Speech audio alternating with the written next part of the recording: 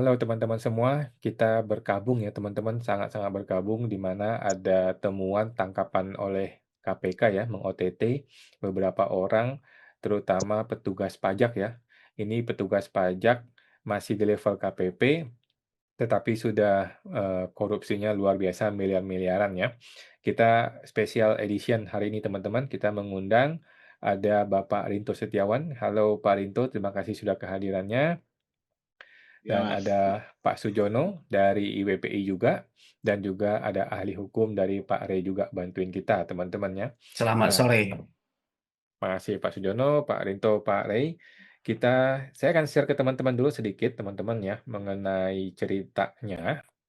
Mungkin teman-teman udah heboh lah dari yang kemarin teman-teman ya. Ini mengenai KPK OTT 8 pegawai pajak ya. Ada emas, ada uang, ada dolar dan sebagainya, ada 4 miliar, ada 6 miliar dan sebagainya teman-teman ya. Sudah tahulah semua teman-teman. Jadi yang sangat kita sesalkan adalah Pak Purbaya ketika dia buka suara bukannya bilang, "Syukurin lo gue matiin." Enggak. Justru dia bilang, "Akan saya bantu," gitu ya. Dia bilang, akan ada pendampingan hukum Kementerian Keuangan dalam bidang hukum dan sebagainya ya. Pertanyaan pertama saya adalah, "Ini pakai duit siapa, Pak? Pakai duit neneknya si Purbaya atau pakai duitnya rakyat?" Gitu. Waduh. Kemudian ini juga sudah ada respon resmi dari DJP ya. DJP mengatakan lebih lebih santai kalau DJP ya.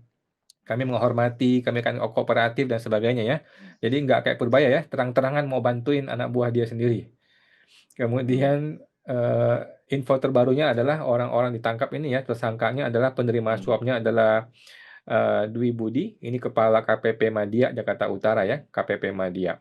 Bapak Agus Saifuddin yang lagi terkenal sekali ya, seluruh Indonesia terkenal orang ini ya, kepala seksi, kasihnya yang diduga berperan aktif dalam gitu. Kemudian Pak Askop Bahtiar, ini tim penilai di KPP Madya. Mungkin dia yang menentukan nilai dari PBB-nya dan sebagainya. Kemudian ini pemberinya ada Bapak Abdul, ini adalah konsultan pajak ya, konsultan pajak. Aduh, kasihan sekali konsultan pajak ya, bukannya jadi konsultan malah jadi tukang suap. Kemudian Edi Yulianto, ini adalah stafnya PT, ini juga kasihan ya. Asep menyebut pejabat pajak di Yakut, bla bla bla. Dah, teman-teman tinggal nonton ya teman-teman ya. Ini OTT pegawai pajak Yakut terkait suap perusahaan tambang nikel. Teman-teman tinggal nonton aja nanti lihat sendiri. Potensi kerugian 60 miliar ya. Jadi KPK ini mungkin perlu mengundang ahli seperti Pak Rey ya supaya lebih mantap lagi. Jangan langsung tiba-tiba mengatakan kerugian negara 60 M. Jangan-jangan kan angka 75 M di awal itu adalah omong kosong. Jangan begitu kan. KPK malah mengiyakan potensi awal 75 M, tapi nggak apa-apa ya. Kemudian ini kronologi dugaan suap yang dilibatkan kepala kantor KPP Jakarta Utara. Nah, teman-teman tinggal baca aja nanti kita kasih sedikit ringkasannya. Ini ada profil PT Nikel ya, perusahaan nikel PT Wanatiara. Kita masih ingat kemarin ada cerita pengusaha itu bilang ke Pak Purbaya, kita akan dukung pemerintah, tapi jangan kami diperas kanan kiri atas bawah gitu ya. Nah, jangan-jangan ini juga kasus di mana pengusaha diperas dari atas bawah kiri kanan semuanya ya, jangan-jangan. Nah, jadi untuk memberi konteks ke teman-teman semua, ini yang kita tangkap nih ya, potensi pajaknya adalah 75 miliar. Ini awalnya yang diceritakan sebelum SPHP. Biasalah ya, sebelum SPHP kan ini orang diperiksa nih, PT diperiksa, sebelum SPHP terjadilah pembicaraan. Muncullah angka 75 miliar. Ini kan berdasarkan penilaian dari petugas pajak. Pertanyaan kita sebagai orang hukum atau orang konsultan pajak, yang pertama adalah kita bertanya, ini gimana hitungannya? Dari mana dasar hitungannya? Apakah ini upaya pemerasan atau bukan? Karena kan seringkali terjadi adalah orang ditembak dulu nih, angkanya ditembak dulu gila-gilaan, tidak ada dasar hukumnya, tidak ada perhitungan yang benar, orang sudah kaget, sudah syok, serangan jantung, barulah negosiasi. Ya, biasa begitu tuh kalau di negeri Konoha, teman-teman ya. Jadi kita nggak tahu nih kasus angka 75 dari mana. Jangan-jangan angka ini dibantu oleh konsultan pajak sama si oknum DJP-nya yang menciptakan angka ini. Kita tidak tahu juga teman-teman ya. Kita tunggu nanti persidangan di pengadilannya. Nah, kasihnya yang namanya Pak Agus tadi kalau nggak salah ya, akhirnya menurunkan nilainya, diturunkan, biasalah sama kayak si kasusnya si siapa tuh, yang Pak Antono, kasusnya Pak Rinto dan sebagainya ya. Sama ceritanya ini cerita negeri Konoha itu sudah umum teman-teman ya, bukan rahasia umum, ini sudah cerita biasa. Awal 75 diturunin, okelah kita deal aja deh. all in 23M ya. 23M kalau kita rasiokan sekitar 30%. Ini hal yang wajar ya. Biasanya bukan hal wajar, ini memang kejadian nyata di negeri Konoha ya. Jadi awalnya dia tembak angka yang gede, kemudian dikasih deal 30%. Ya kan biasa ya, normal sekali ya. Kita tidak kaget dan tidak terkejut. Nah, 30%. Kemudian dia mintanya itu dibaginya 15 bayar pajak ke negara, 8M-nya bayar ke oknum si kasih ini ya dan kawan-kawannya. Jadi win-win solution lah. 75M-nya dilepaskan, negara dapat duit 15M, para oknum dapat 8M ya. Yang rugi siapa? Yang rugi itu si pengusaha, mampus dia digencet ya 23M. Tetapi dia keberatan, akhirnya deal, negosiasi. Nah, deal akhirnya segini teman-teman ya. Deal akhirnya adalah 19,7M, sekitar segitu ya. Terdiri dari 15,7-nya adalah resmi untuk bayar pajak, kemudian oknumnya itu dapat 4M. Jadi deal-nya itu dari angka 30% menjadi berubah 26% dari nilai awal. Kemudian dari angka ini pecahannya adalah 80% buat si pajak, negara dapat 80%, si oknumnya dapat 20%. Nah, kira-kira seperti itulah gambaran umum dari cerita negeri Konoha ini ya. Segitu kacaunya negeri Konoha kita sekarang teman-teman. Oke, sekarang kita akan langsung minta pendapat dari IWP ini. Langsung Ketua Umumnya Bapak Rito Setiawan. Mungkin ada pesan-kesan bagaimana mau disampaikan oleh Pak Rinto mengenai kasus ini, Pak. Silakan, Pak. Ya, terima kasih Mas Awan. Ini selamat datang juga Pak Sujono dan Pak Rey ini. Nanti bisa langsung mengomentari. Ini saya dari tim IWPI sudah membuat pernyataan resmi, Mas, untuk beberapa media yang mulai hari ini dan kemarin sudah mulai dinaikkan beritanya, Mas. Mas Awan dan Pak Rey dan Pak Sujono. Ini saya izin share screen dulu, Mas.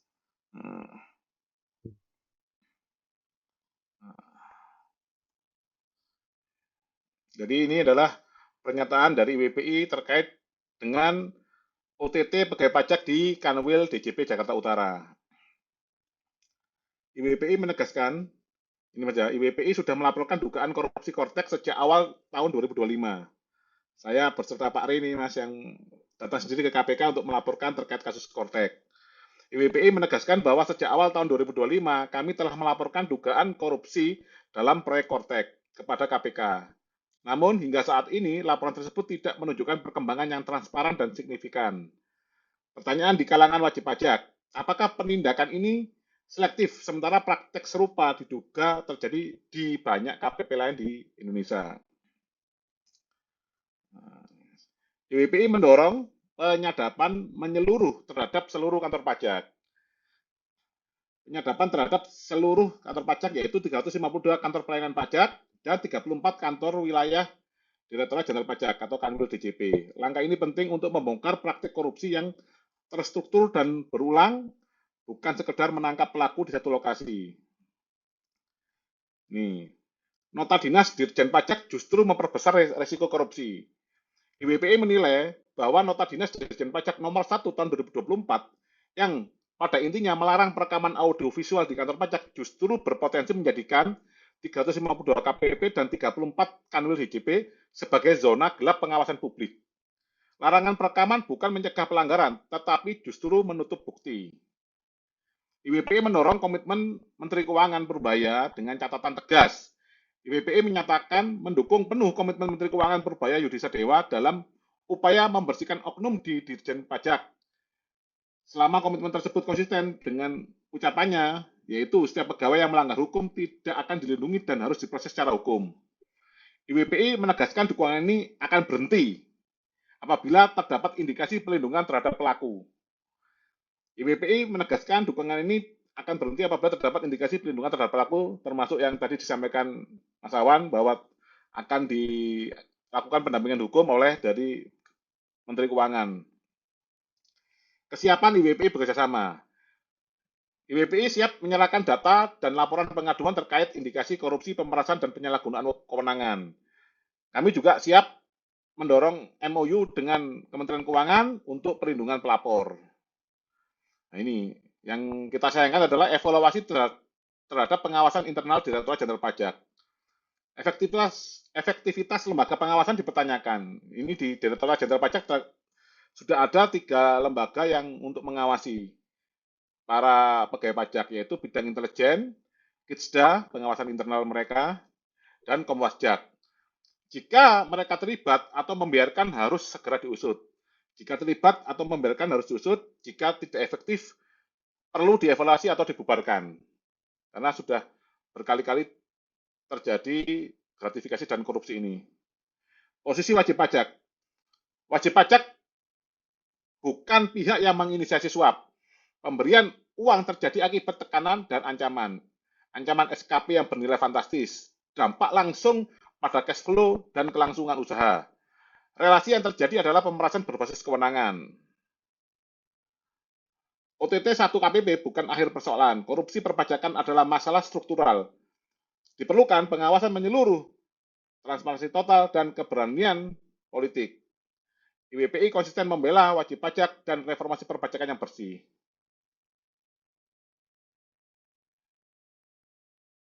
Terkait dengan pernyataannya ini bisa di-share tadi Mas, pernyataannya Pak Menkyu Purbaya Mas, sebelum ini Mas ya, terjadinya OTT ini saat awal-awal menjabat itu Mas. Video superhero-nya Pak Purbaya ya. Ini dia video superhero-nya Pak Purbaya waktu itu ya. Rupanya kenapa selama ini ya, saya baru tahu. Saya ketemu dengan Jaksa Agung. Saya nggak tahu ini rahasia apa nggak. Gimana kalau orang pajak atau pihak cukai terlibat masalah hukum? Apa tuh? Diselewengkan, kayak gini. Rupanya sebelum-sebelumnya dilindungi. Jadi kalau ada seperti itu, akan ada intervensi dari atas supaya jangan diganggu karena akan mengganggu stabilitas pendapatan nasional. Oke, Rupanya bagaimana Pak? Ya itu setelah itu sebenarnya ada Mas, ada pernyataannya beliau yang mengatakan bahwa ini seperti melakukan pelanggaran hukum diberi insentif seperti itu Mas Awan. Ini kalau saya sambungan lagi Mas, ini sebentar ya, saya kasih terkait dengan analisa dari struktur ketatanegaraan kita saat ini.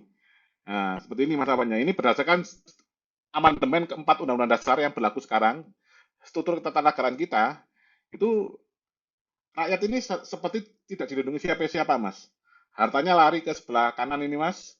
Nah, ini ada MPR yaitu saya analogikan sebagai suami, presiden itu sebagai kepala pemerintahan yaitu asisten rumah tangga, DPR adalah pengawas asisten rumah tangga. Di sini juga ada partai politik. Nah, posisi Menteri Keuangan di sini Mas.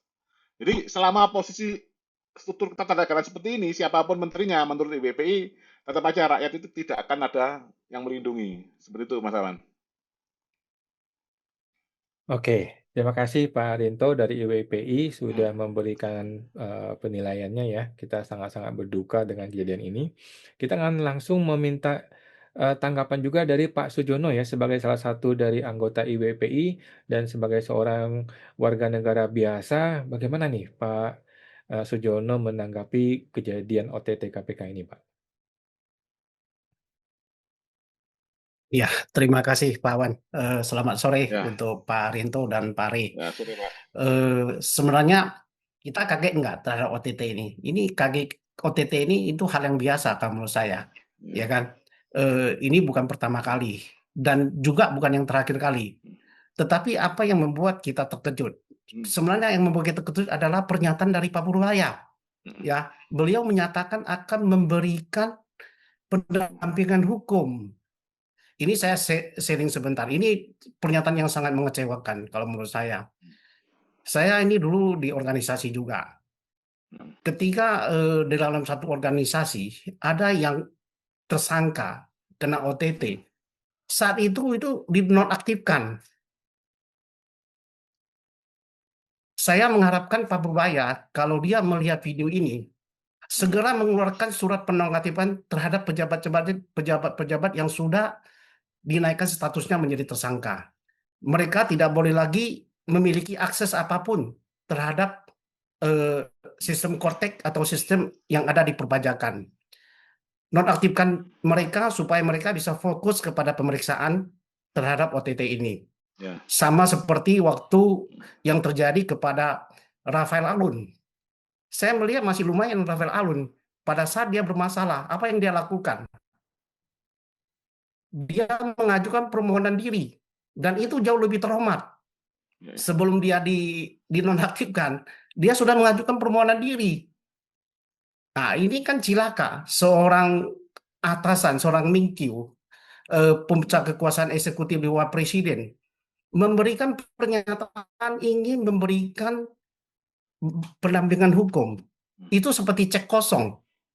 Apa yang akan terjadi? Yang akan terjadi ini menjadi moral hazard bagi semua pegawai di DJP. Loh, mari kita beramai-ramai korupsi. Nanti ada bos kita yang akan melindungi Ya, kita dengan memberikan bantuan hukum. Kan jadi begitu kan? ya, Betul nggak? betul Pak. Harusnya dia langsung mementingi DJP, memberi statement, langsung kasih sanksi. Ini orang-orang sudah tertangkap loh. Statusnya OTT loh Pak, bukan dikriminalisasi. Saya setuju kalau dia memberikan pendampingan hukum apabila pejabat pajak itu dikriminalisasi, bukan OTT loh. Kalau OTT mau cerita apa lagi, ya kan? Dan sekarang statusnya kan ditahan. Ya orang yang kalau tidak salah, tidak ada bukti, tidak ada dua bukti, mana mungkin ditahan. Betul nggak? Ya. Memang betul, statusnya belum terpidana, belum terapa. Tetapi kan bukti itu kuat. 6 miliar itu apakah bukan bukti? Uang sebanyak itu apakah bukan bukti? Itu kan bukan uang monopoli. Betul nggak? Ya. Jadi kalau seorang Purbaya memberikan statement seperti itu, saya meragukan masa depan Menteri Keuangan di tangan dia, Departemen Keuangan di tangan dia itu akan suram. Dia bilang mau selesaikan, mau bersih-bersih DJP, mau bersih-bersih bea cukai, mana mungkin. Itu harus ditunjukkan dengan perbuatan, bukan omongan. Kalau dari perbuatan yang dia tunjukkan hari ini, itu masih jauh. Masih jauh, nggak ada. Pemimpin yang dirinya kuat, dia tidak akan begitu.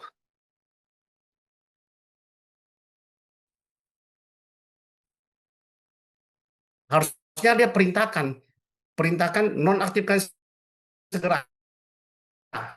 Sudah itu periksa. Tadi kan Pak Awan menceritakan 6M lebih. Ternyata ada lagi WP yang kena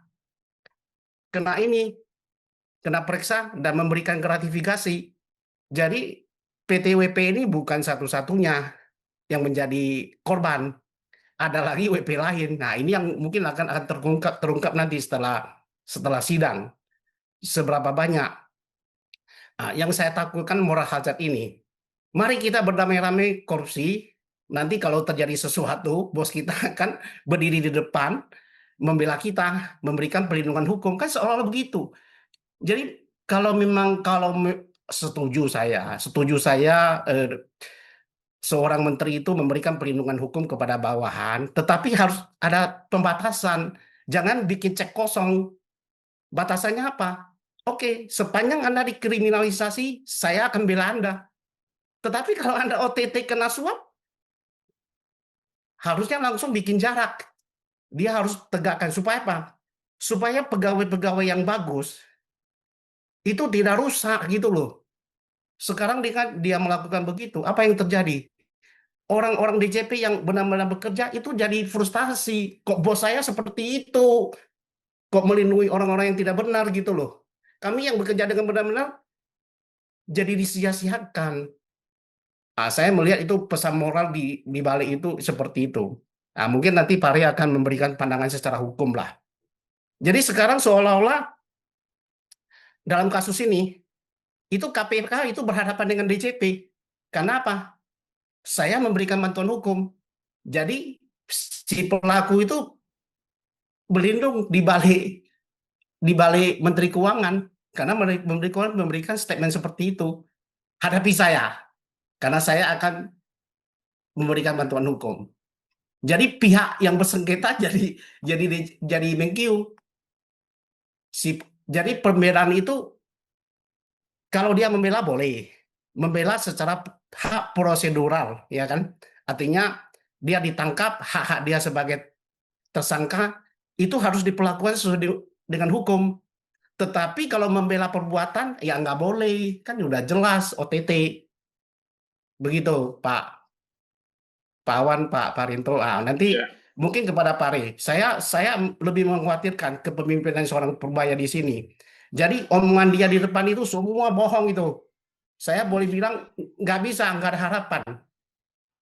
Apa buktinya? Ini sekarang sudah terbukti, sudah terbukti. Mudah-mudahan beliau bisa bisa segera mengkoreksi, jangan memberikan cek kosong kepada pejabat yang korupsi. Ya, itu terima kasih. Oke, terima Saya kembalikan kasih. kepada Pak Awan. Baik, terima kasih Pak Sujono ya informasinya dari seorang wajib pajak biasa ya. Jadi teman-teman, kita tidak terkejut dengan koruptor di dunia pajak. Sehari-hari kita melihat, bahkan kita sendiri pelakunya ya. Tapi di negeri Konoha teman-teman ya. Namun yang kita kaget adalah bagaimana seorang Menteri Keuangan mau berdiri tegak mendampingi oknum-oknum yang diduga koruptor ini ya. Sri Mulyani nggak berani gitu. Sri Mulyani nggak pernah terang-terangan dia di belakang meja iya bantuin, tapi nggak pernah terang-terangan di depan media mengatakan gue mau bantuin. Dan memang faktanya Sri Mulyani tidak pernah membantu ya Rafael Alun ketika dia dipermasalahkan, padahal waktu itu belum tahu ya, belum jelas dia itu koruptor atau bukan koruptor. Sri Mulyani sejak awal tidak mau campur tangan, tidak mau ikut campur ya. Tapi Purbaya sejak hari pertama belum tahu kasusnya apa, belum tahu masalahnya apa, sudah mengatakan kami akan berikan bantuan hukum. Memang tahu juga nih berbahaya ya. Padahal teman-teman, buat teman-teman yang nggak tahu ya bahwa semua tindakan pejabat negara harus berdasarkan hukum ya. Nah, eh, berhubung saya pernah menggugat Suryo Utomo ya dan sedang berproses, Suryo Utomo itu dibantu oleh Menteri Keuangan. Itu ada pasalnya di PMK. Nah, di PMK itu mengatakan seorang pejabat atau mantan pejabat Kementerian Keuangan itu dapat dibantu oleh Biro Hukum, tetapi dalam urusan perdata, bukan urusan pidana. Nah, jadi kita nggak tahu nih, si Purbaya ini mau ngebantuin itu pakai pakai pasal apa nih? Pakai undang-undang apa? Atau PMK apa? Dia mau bantuin teman-teman dia yang ditangkap pakai pasal pidana ya. Jangan-jangan dia mau bikin PMK baru. Kalau pidana pun akan kami bantu ya. Padahal udah kaya itu orang santai aja, Bos. Udah kaya itu yang ketangkap itu, fee-nya itu 4 miliar itu yang ketangkap, yang nggak ketangkap masih banyak ya. Jadi dia tuh mampu bayar pengacara, nggak perlu dibantu sama Pak Purbaya. Lagi pula emang dia mau dibantu sama timnya Pak Purbaya, yang biro hukumnya bikin surat kuasa aja salah, gimana mau bantuin dia lawan KPK, Bos? Ini KPK yang mau dilawan ini. Oke, kita langsung mengundang dari Pak Rey ya, Pak Rey sebagai ahli hukum, terutama di dunia perpajakan Konoha ini ya, atau perpajakan Indonesia lah.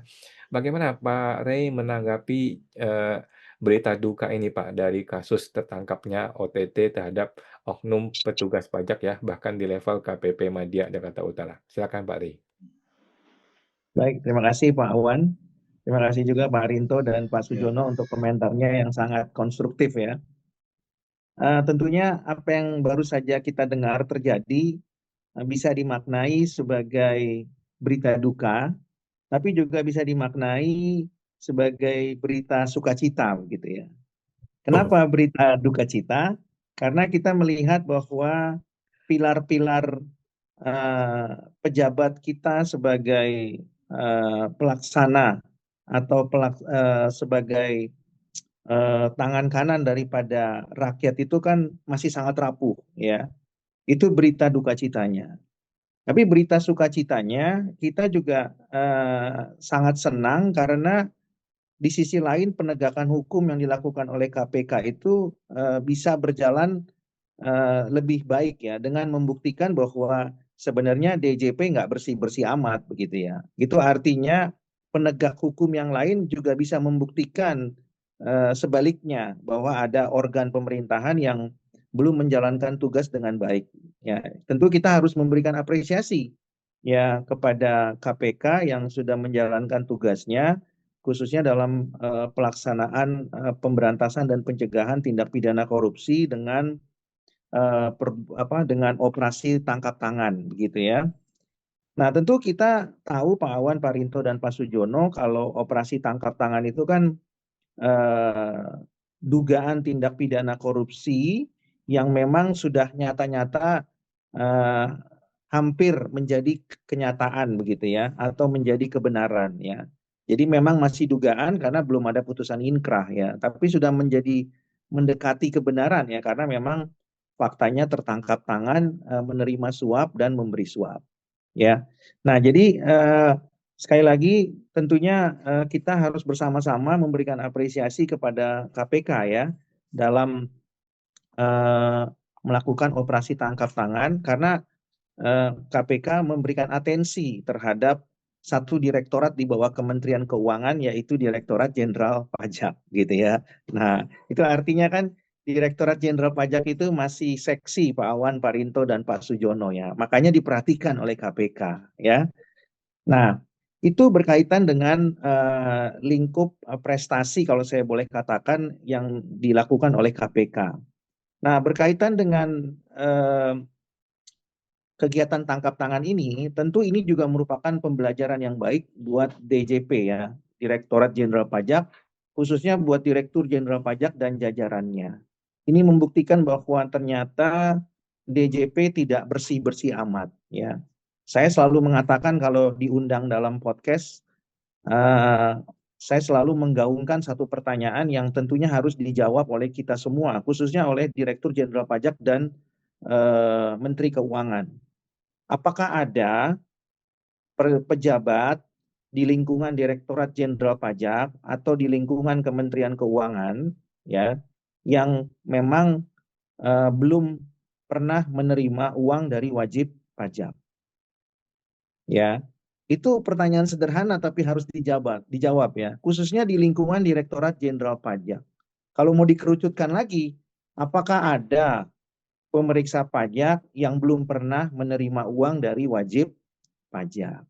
Ya, tentu ini jangan dimaknai sebagai suatu fitnah, tapi harus dimaknai sebagai suatu pertanyaan yang harus dijawab dengan kejujuran dan integritas. Ya, nah mungkin Pak Awan dan Pak Rinto serta Pak Sujono mungkin juga bisa membantu menjawab. Apakah ada? Ya, nah kalau ada mungkin kita akan diskusikan Pak Awan dan Pak Rinto dan Pak Sujono pada podcast yang akan datang. Ya, tapi itu saya mau tinggalkan pertanyaan itu, ya, supaya kita nggak kaget kalau kita bikin podcast lagi karena ada OTT yang lain. Ya, kenapa? Karena kalau sudah terjawab tidak ada, berarti kita akan siap dengan podcast-podcast yang lain, dengan OTT-OTT yang lain, ya, dengan pejabat-pejabat yang lain atau pemeriksa-pemeriksa lain yang akan kemudian ditangkap, ya. Mungkin bukan oleh KPK, mungkin bisa saja oleh kejaksaan, bisa saja oleh kepolisian, ya. Tapi kita nggak akan kaget kalau pertanyaan saya tadi bisa dijawab, ya. Nah, jadi ini tentunya gambaran bagi DJP untuk terus berbenah, ya. Meskipun sudah banyak kasusnya tadi disebutkan oleh Pak Awan, ya, sama Pak Sujono tadi sudah disebutkan.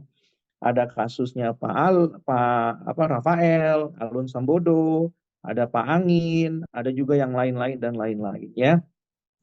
Tentu harapannya pada waktu kasus itu terjadi kan itu berhenti sampai di situ, tapi kan ternyata tidak ya, dan terus berlanjut. Maka pertanyaan saya tuh harus dijawab secara terbuka, Pak Awan dan kawan-kawan.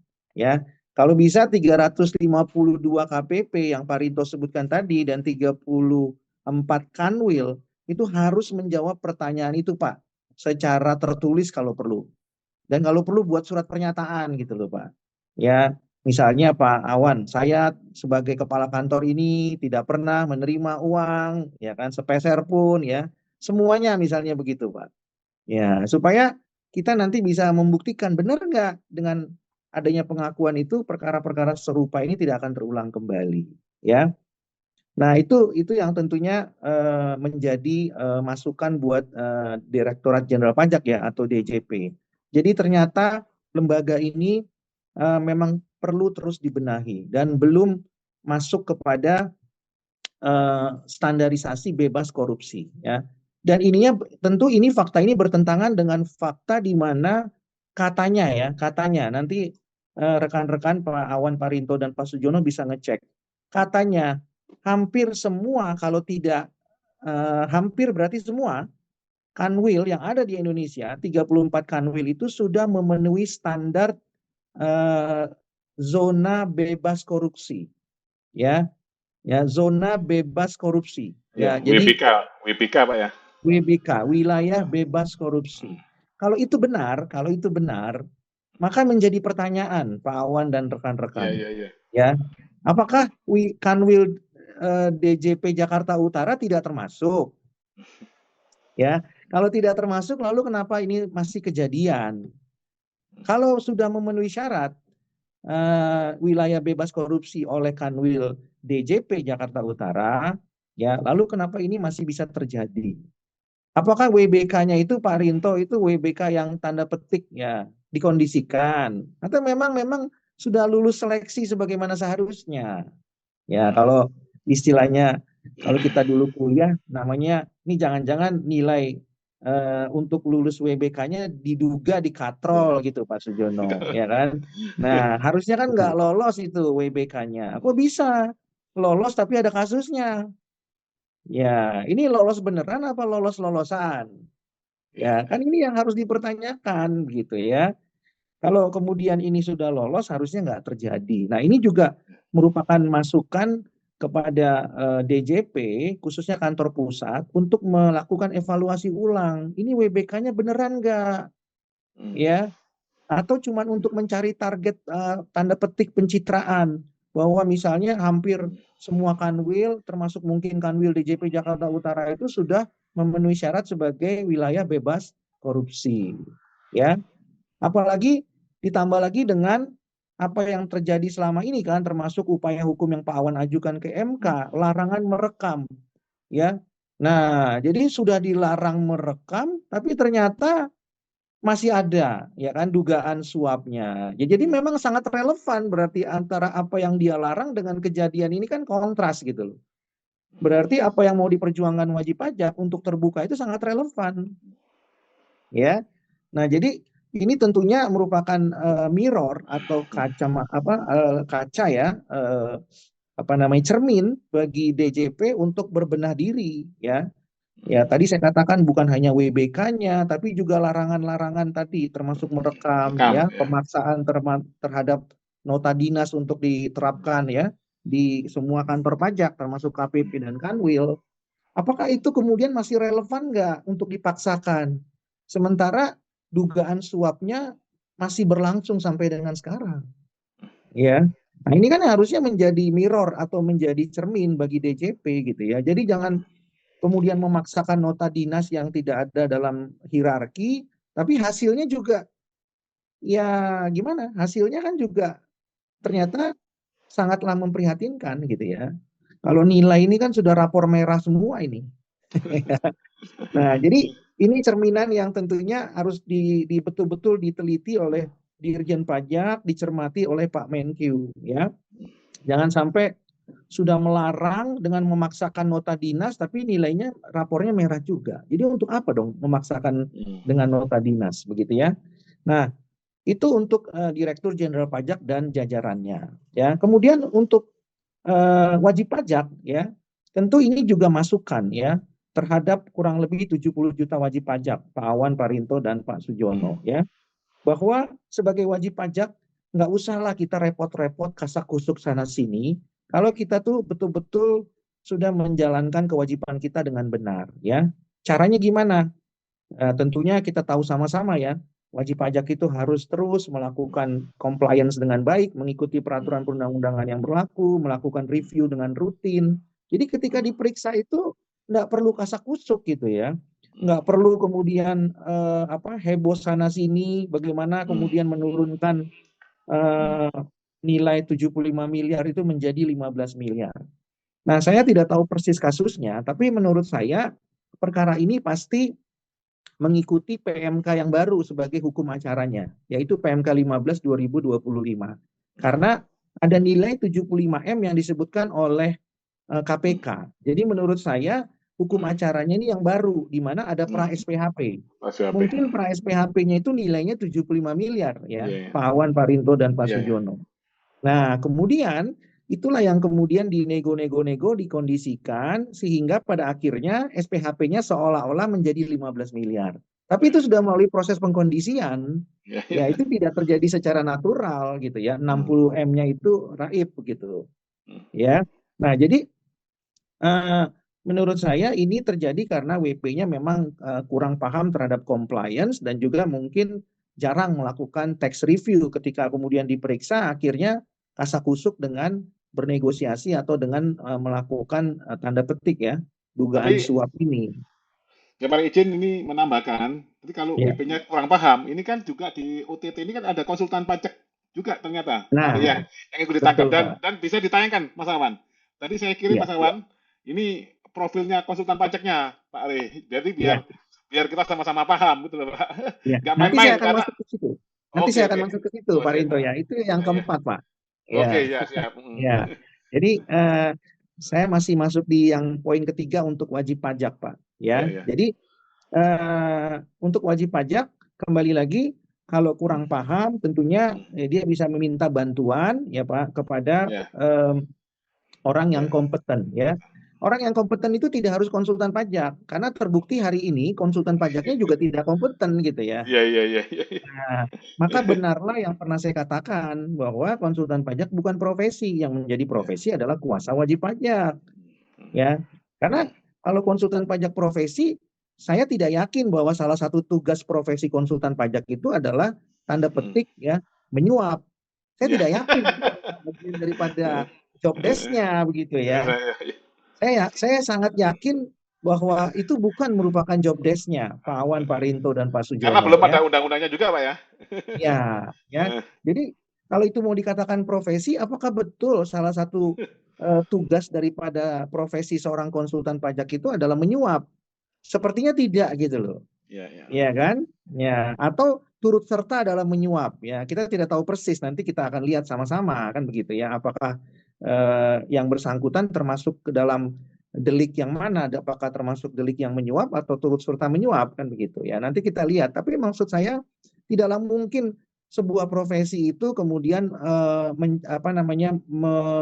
termasuk di dalamnya adalah melakukan tindak pidana yang dimaksud tadi gitu ya. Sepertinya tidak begitu ya. Nah, jadi bagi wajib pajak tentunya carilah kuasa wajib pajak yang kompeten dan berintegritas ya. Kompeten saja tidak cukup, tapi perlu berintegritas ya. Nah, jadi jangan juga terkesima dengan label konsultan pajak, tapi carilah orang yang memang punya kompetensi dan punya integritas ya. Tidak main di dua kaki, Pak ya. Betul. Nah, ini yang terjadi kalau kemudian wajib pajak mencari orang yang memang kompetensi dan integritasnya masih ACDC, Pak. Ya. Nah, Nah, tapi itu kan yang kalau yang kita ketahui, Pak Ari, kan semua konsultan pajak merupakan mitra DJP itu, Pak. Mungkin itu aja, Pak. Berarti kan kita mau ngomong integritas dari situ saja kan juga sudah gimana kan gitu, Pak. Ya, betul Pak Rinto. Makanya sekarang kita diskusikan yang poin keempat adalah konsultan pajak, ya. Nah, konsultan pajak lagi-lagi di sini banyak orang yang mengatakan bahwa konsultan pajak itu adalah mitra Direktur Jenderal Pajak. Meskipun secara tegas di PMK 175 maupun di PMK 111 yang katanya belum dicabut, secara tegas memang tidak menyebutkan bahwa konsultan pajak adalah mitra Direktur Jenderal Pajak. Tapi orang memaknainya, publik memaknainya seperti itu, orang awam memaknai seperti itu karena memang izinnya diterbitkan oleh dulu Direktur Jenderal Pajak, sekarang P2PK. Ya. Tapi itu sama-sama saja kan begitu, kepalanya sama-sama saja kan begitu ya, di lingkungan Kementerian Keuangan. Maka mereka disebut sebagai mitra, ya. Nah, pemaknaan mitra inilah yang kemudian membuat mereka itu terjebak dan terbelenggu. Ya. Jadi sepertinya makna mitra itu ya setengah membantu target, setengah lagi membantu WPU supaya bayarnya tuh ringan. Kan seperti itu kalau mau dimaknai. Ya, akibatnya seperti ini. Ya. Nah, kalau kemudian konsultan pajak dimaknai sebagai mitra, harusnya Menteri Keuangan Pak Purbaya juga memberikan pendampingan kepada si konsultan pajak. Karena kan dia sudah membantu target penerimaan pajak. Ya. Karena dia mitranya. Ketika 4 fiskus dijadikan tersangka dan diberikan bantuan hukum, tapi kenapa mitranya nggak diberikan bantuan hukum? Pak Awan, Pak Rinto, dan Pak Sujono. Harusnya kan diberikan bantuan hukum juga, karena kan konsultan pajak itu mencari target, membantu setidak-tidaknya mencari target penerimaan negara dari pajak. Nah, ternyata kan tidak dibantu oleh Pak Purbaya ya, atau Pak Menteri Keuangan. Nah, ini menandakan bahwa bahwa konsultan pajak, maksud saya, bukanlah mitra Direktur Jenderal Pajak. Buktinya kalau ada kasus hukum nggak dibantu, Pak Wan. Berarti tidak terbukti bahwa dia mitra. Yang dibantu cuman Dari pegawai DJP aja, Pak ya.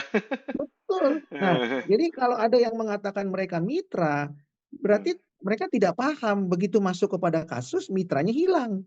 Begitu masuk kepada target, mereka adalah mitra. Nah, Iya, ini iya, kan iya. sangat ironis sekali kan begitu ya. Harusnya kan pendampingan itu diberikan sama, kedudukannya sama antara Fiskus dengan mitranya Fiskus. Tapi yang terjadi tidak. Nah, oleh karena itu saya melihat justru konsultan pajak ini adalah pihak yang tanda petik ya, ditumbalkan ya seolah-olah mereka itu mitra, tapi ketika terjadi kasus tidak diberikan bantuan hukum secara maksimal. Jadi dari kasus ini kita bisa menyimpulkan bahwa sebenarnya konsultan pajak bukan mitra ya, karena bantuan hukumnya tidak diberikan sama. Iya, iya. Kemudian berkaitan dengan konsultan pajak juga, tentunya saya tadi sudah sebutkan di awal bahwa ini bukan profesi, karena kalau profesi tidak mungkin ya lingkupnya adalah menyuap ya.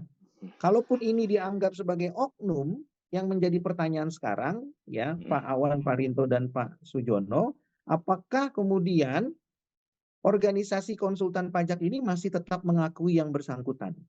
Ya, kita belum tahu sama-sama nih, apakah beliau ini anggota IKPI, anggota AKP 2I, anggota Perkopi, atau anggota P3 KPI.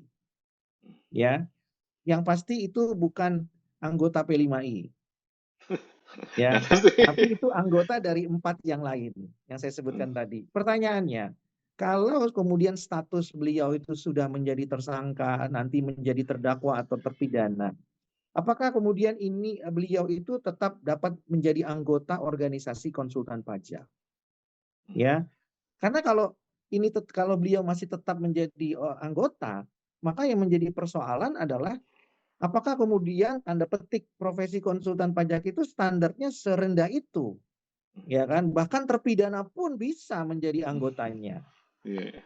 Ya ini kan yang menjadi pertanyaan sekarang, Pak Awan, Pak Rinto dan Pak Sujono.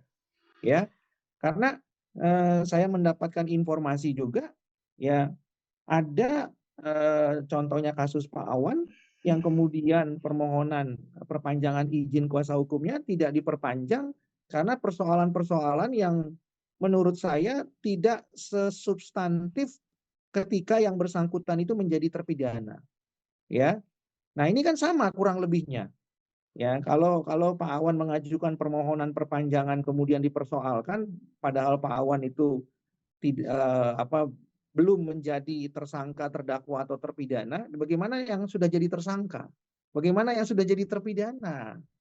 Ya. Nah, ini persoalan hukum yang harus dilihat jelas oleh Menteri Keuangan ya. Setidak-tidaknya karena kan pengadilan pajak masih di bawah Menteri Keuangan sampai dengan 31 Desember 2026 ya. Nah, tentu ini tantangan buat semua ketua umum di organisasi konsultan pajak ya. Apakah kemudian yang bersangkutan tetap diakui sebagai anggota ya, dan kemudian jika iya apa alasannya, jika tidak kemudian tindak lanjutnya seperti apa supaya ada kesamaan perlakuan di mata hukum ya. Nah, jadi berkaitan dengan konsultan pajak ya, saya sudah menghubungi beberapa ketua umum ya, tapi saya sampai sekarang belum mendapatkan jawaban beliau Yang itu mana? anggota yang mana Yang kan mana? begitu ya, satu di antara 4 ini ya. Belum ada yang ngaku gitu, Pak ya. Nah, kurang lebih seperti itu, Pak. Nah, tapi siapapun organisasinya, maksud saya siapapun ketua umumnya, apapun organisasinya, tapi ini menjadi pekerjaan rumah ya, bahwa yang selama ini diakui oleh Direktur Jenderal Pajak sebagai pihak yang berwenang mendampingi wajib pajak, justru adalah pihak yang mendorong wajib pajak melakukan dugaan tindak pidana. Ya, berarti kalau begitu menjadi persoalan sekarang adalah kalau dulu DJP, Direktur Jenderal Pajak, sekarang P2PK. Yang menjadi persoalan berarti P2PK ini harus dilakukan evaluasi. Karena beliaulah kemudian yang menentukan si A jadi konsultan pajak, si B jadi konsultan pajak, si C begitu juga dengan level yang berbeda-beda. Brevet A, brevet B, dan brevet C. Ya, tentu ini harus dilakukan evaluasi. Jangan sampai kemudian kewenangan itu disalahgunakan. Artinya apa? Jangan sampai justru pihak yang diberikan status sebagai konsultan pajak adalah pihak yang justru melakukan dugaan tindak pidana. Berarti proses seleksi yang dilakukan oleh P2PK itu sangatlah rentan sekali, alias minim standar. Ya. Padahal P2PK itu menggadang-gadang lagu konsultan pajak itu punya kompetensi. Apakah kompetensinya termasuk menyuap, Pak Awan, Pak Rinto dan Pak Sujono? Ya. Sebegitu tingginya kompetensi konsultan pajak, tapi justru mereka lah yang pertama-tama melanggar hukum. Ya. Ya, jadi antara kompetensi dengan integritas ini dua hal yang nggak bisa dipisahkan. Ya, ketika si A dinyatakan lolos, apalagi saya dapat informasi bahwa yang bersangkutan ini adalah konsultan pajak brevet C. Ya. Betul ya Pak Awan ya? Ya. Nah, Ini jadi sekalian, sejauh ini, ini Pak Rey ya, sekalian saya tampilkan profilnya dari tim kami tadi ini, Pak. Sambil Oke, Pak Rey, silakan, Pak. sambil Pak Rey ini. Ya. Ternyata ini kami temukan Pak Rey, jadi dari tim kami, ternyata gelarnya bukan main-main, Profesor Dr. Abdul Kadim Sahbudin. Gelarnya banyak, ada 28. Dosen Oke. di Universitas Persada Indonesia IAI, dan dia juga ini Pak, sebagai KAP, kantor akuntan publik. Selain sebagai konsultan pajak, itu sebagai ini Pak, kantor partner di KAP, kantor akuntan publik. Itu Pak Rey. Ya, terima kasih Pak Rinto. Berarti beliau kan bukan hanya konsultan pajak, tapi mungkin juga sebagai akuntan publik ya. Iya, betul Pak. Dan bergabung di kantor akuntan publik. Berarti memang Ya. izinnya seyogianya dimiliki oleh beliau itu minimal ada dua ya, ada Ya. konsultan pajak, kemudian Ya. ada akuntan publik. Publik, Kalau ya. kemudian dia punya kantor sendiri, berarti ada izin yang ketiga, yaitu izin kantor akuntan publik. Publik. Nah, bisa Oke. dibayangkan tadi Pak Rinto sudah Ya. tampilkan ya, itu sudah jadi profesor beliau itu. Iya, iya. Nah, kalau kemudian seorang profesor yang kemudian lolos ya seleksi konsultan pajak, akuntan publik, tapi kemudian tertangkap OTT, ya berarti kan kompetensinya itu kan tidak digunakan. Capek-capek ngapain punya kompetensi? Harusnya beliau itu yang paling utama di garda terdepan untuk membuktikan bahwa Fiskus salah. Ya kan? Harusnya dia yang paling utama membuktikan secara administratif maupun secara hukum bahwa Fiskus itu keliru. Bahwa koreksi yang 15 miliar itu adalah benar sesungguhnya, bukan 75 miliar. Ya, jadi 75M jadi 15 miliar itu bukan dengan tanda petik ya menyuap atau turut serta menyuap, tapi justru membuktikan sebaliknya dengan kompetensinya. Ya. Nah, yang menjadi pertanyaan berikutnya adalah apakah P2PK terkesima dengan gelar profesornya? Ya, apakah P2PK terkesima juga dengan banyaknya gelar akademik yang lain sehingga kemudian diloloskan mendapatkan status konsultan pajak brevet C. Nah, jadi itu mungkin yang harus dilakukan evaluasi ya oleh P2PK ya. Kalau kemudian profesor saja melakukan ini, Pak Awan, Pak Rinto, Pak Sujono, ya. Lalu yang kalau gelar akademiknya cuma strata 1 bagaimana? Ya kan? Nah, apakah melakukannya lebih parah lagi begitu? Nah, ini kan yang harus kita pikirkan begitu ya. Nah, jadi itu mungkin gambaran yang saya bisa berikan kepada 4 pihak ya dalam peristiwa ini, peristiwa yang tadi Pak Awan bilang peristiwa duka dan juga pada saat yang bersamaan peristiwa suka begitu ya. Mudah-mudahan ini terus menjadi bahan supaya bisa menjadi perbaikan bagi pihak-pihak terkait. Begitu Pak Awan. Oke, baik. Terima kasih Pak Rey. Informasinya sangat lengkap sekali teman-teman ya. Dari berbagai pihak, berbagai sudut, semua sudah dibahas oleh Pak Rey ya. Jadi masih ada pertanyaan, ini apakah asosiasi yang menjadi tempat bernaung dari Bapak Abdul tersebut ya, dari siapa, dan apakah sudah dipecat atau tidak, atau bagaimana? Dan kita juga masih belum tahu nih, kenapa direkturnya nggak terjerat ya. Ini juga menjadi tanda tanya sampai sekarang ya, ditangkap 5 orang tapi direkturnya tidak kena. Direktur PT ini mungkin akan kita cek ke podcast berikutnya ya. Dan mengenai kuasa hukum mungkin teman-teman yang ditangkap bisa menghubungi Pak Rey ya. Siapa tahu Pak Rey ditunjuk nih jadi kuasa hukum mereka melawan KPK nih ya. Karena Pak Rey kan kuasa hukum BP juga ya, kan mereka juga WP nih. Ya. Karena kan kalau dari pegawai pajak kan sudah dibela sama Menteri Keuangan, tinggal dari wajib pajaknya gitu Mas. Iya nih, ini kalau wajib pajak ditangkap KPK dalam urusan pajak, yang bisa ngelawan cuma Pak Rey, nggak ada lagi nih. Nggak ada lagi nih. Seorang kuasa hukum yang kompeten tuh nggak ada lagi nih selain Pak Rey nih. Wah, saya curiga jangan-jangan dihubungin Pak Rey nanti nih, ngelawan KPK nih. Hmm. Ya, saya mau Bercanda tambahkan ya. sedikit Pak Wan, Pak Wan, Pak saya Rido dan mungkin Pak. mau Iya, silakan, mungkin Pak Rey dulu, silakan Pak Rey. Ya, jadi saya mau tambahkan oh iya sedikit ya, saja. Pak Rey dulu. Ketika nanti Fiskus itu menjadi terdakwa di pengadilan tipikor, ya termasuk wajib pajaknya dan termasuk konsultan pajaknya, tentunya kan mereka akan dibela oleh PH-nya, Pak, penasihat hukum. Dan PH-nya itu kan pasti advokat, ya. Nah, tidak bisa dari Kemenq. Kalau kemudian tadi Pak Menteri mengatakan akan memberikan pendampingan hukum, berarti kan pendampingan hukumnya itu ditunjuknya adalah para advokat, ya. Nah, para advokat itu kan tidak mungkin gratis, ya. Tapi kan tadi disebutkan akan dibantu, berarti ada anggarannya. Ada anggarannya berarti itu. Beda kalau kuasanya adalah Kemenq, Biro Advokasi dari Kemenq, atau Biro Advokasi dari DJP.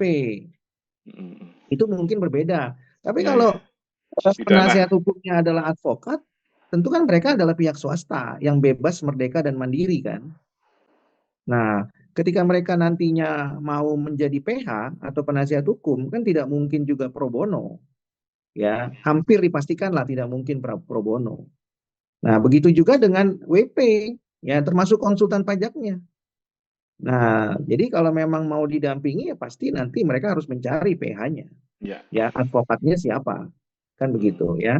Nah, rekan-rekan di berbagai organisasi termasuk di P5I juga kan tentunya punya kompetensi itu untuk bisa membantu. Tapi poin saya adalah ya tentu itu harus dibiayai. Nah, kalau kemudian para tersangka dari DJP mau dibiayai oleh negara membayar advokat, nah bagaimana dengan konsultan pajak dan WP-nya? Ya mungkin konsultan pajak lah, kalau WP mungkin dia harus cari sendiri. Ya, dia harus bayar sendiri. Tapi konsultan pajaknya kan kalau mitra harus dibayarin juga. Ya, Pak Wan, Pak Rinto, dan Pak Sujono. Nah, pertanyaannya, anggaran itu apakah ada gitu loh ya? Ya, kalau ada tentunya ya tentu akan baik buat mereka yang didampingi ya. Tapi kurang baik juga bagi wajib pajak karena itu digunakan untuk hal-hal yang mungkin seharusnya tidak perlu dianggarkan gitu ya. Apalagi kalau kasusnya kemudian ketangkep tangan kan begitu ya. Kecuali tadi dikriminalisasi seperti yang Pak Sujono sampaikan. Demikian Pak Wan. Oke, makasih Pak Rey. Silakan Pak Sujono.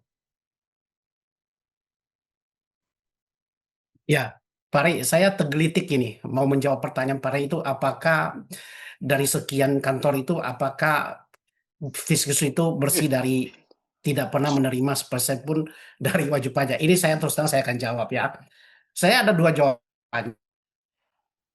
Jawaban pertama jawaban yang sangat skeptis. Skeptis ya. Kenapa saya memilih jawaban skeptis? Karena ini kan masih ada nota dinas. Yang kedua apa? Ini keinginan mereka untuk mengendalikan kuasa hukum itu sampai sekarang masih ada. Tadi Pak Ril cerita tentang P2PK. P2PK itu kan ditunjuk oleh Menteri Keuangan dari Departemen Keuangan, betul? Itu kan berarti kaki tangan mereka juga. Hanya perpanjangan tangan aja. Artinya apa? P2PK ini pun akhirnya harus tunduk kepada mereka, betul? Berarti ya supaya lebih halus saja. Tapi hakikatnya itu satu. Nah, saya tetap berpandangan skeptis. Hampir tidak dapat ditemukan orang yang seperti itu. Sampai saya mereka yang membuktikan tidak ada lagi OTT, tidak ada lagi pengendalian kuasa hukum. Karena pengendalian kuasa hukum ini adalah salah satu motif. Salah satu motif. Untuk apa? Untuk itu tadi.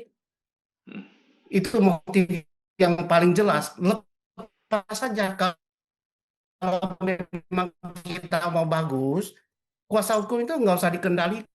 Ya. Biarkan mereka, serahkan mereka, apakah akan dipakai cari kuasa hukum yang tidak kompeten? Mana mau saya tentu cari kuasa hukum yang kompetensi. Jadi yang namanya kuasa hukum itu tidak bisa dikendalikan. Kalau ketika kita tentu ada motif-motif tertentu, buktinya seperti itu. Nanti diajari kuasa hukum menyuap Fiskus. Kan selalu begitu. Karena ya kuasa hukum ini adalah kasir. Kalau enggak kan nggak mungkin WP kasih duit ke DJP. Bagaimana merawat DJP? Ya kan? Dia mau makan uang tapi mau terhormat. Gimana caranya? Ya harus pakai kasir. Ya. Ya kan? Ya. Jadi pandangan skeptis saya sampai saat ini tidak ada, kecuali pihak DJP bisa membuktikan. Tidak ada. Saya nggak bisa membuktikan. Karena Ya. apa yang terjadi 2-3 kasus belakang ini adalah puncak es. Di dalamnya itu, waduh, kita nggak tahu itu seberapa besar. Ya kan? Karena kita bukan merupakan orang dalam. Tapi kalau kita di dalam, kita akan tahu, wah, ternyata sudah begitu parah gitu loh. Nah, itu jawaban skeptis saya. Kalau jawaban optimis saya juga ada, Pak. Bukan nggak ada. Ada nggak Fiskus yang bisa percaya 100% tidak terima uang? Ada, Pak. Ada 2 orang, Pak. Pertama, belum lahir. Yang orang kedua sudah mati. Jadi, pegawai Fiskus yang tidak menerima uang, saya percaya itu ada 2 orang. Yang satu belum lahir, orang yang kedua sudah mati. Itu. 2 orang itu ada. Saya percaya itu. Mereka 2 orang itu pasti nggak mungkin terima duit itu.